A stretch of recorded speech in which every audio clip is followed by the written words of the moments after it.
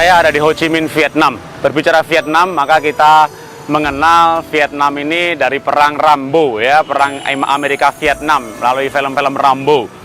Di mana dalam film itu ya kehebatan Amerika luar biasa.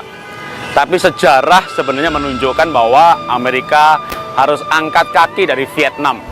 Padahal Amerika menggunakan kekuatan yang luar biasa.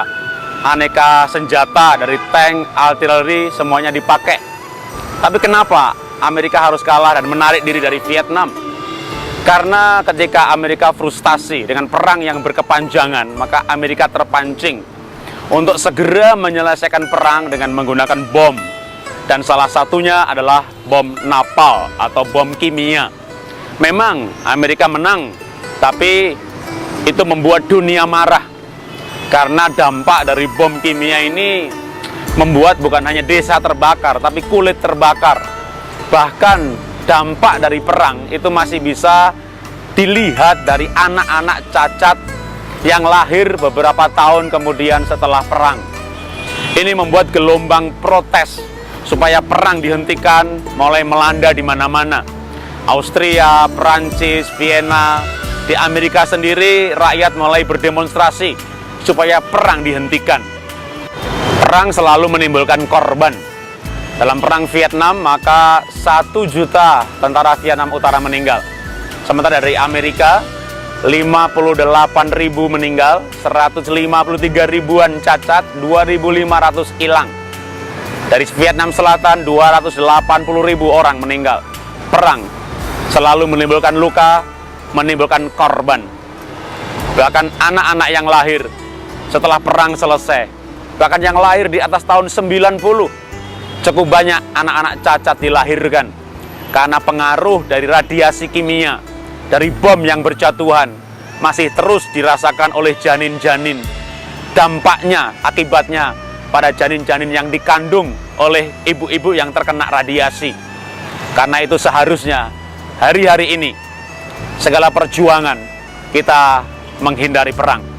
Lakukan perjuangan-perjuangan dengan cara-cara yang lebih bermartabat sebagai umat manusia di bumi. Jadi apa yang menarik sebenarnya dari kisah perang Amerika ini? Peralatan yang modern, teknologi canggih, kekuatan militer dikalahkan oleh perang yang mendapat dukungan rakyat. Bahkan dukungan internasional.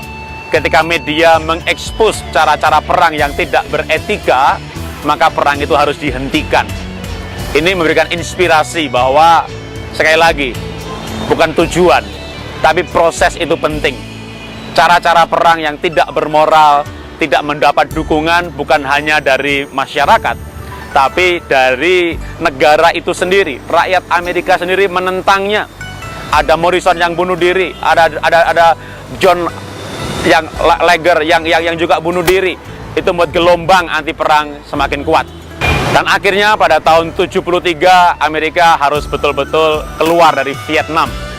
Vietnam memperoleh kemerdekaannya. Perang dilanjutkan dan akhirnya Vietnam berhasil menyatukan antara Vietnam Utara dan Selatan. Mereka menyebutnya reunifikasi. Perang yang bermoral, cara-cara yang mendapat dukungan rakyat, seperti yang dilakukan oleh Ho Chi Minh dan tentaranya, membawa mereka pada kemenangan walaupun kalah secara teknologi. Kita dapatkan inspirasi sederhananya.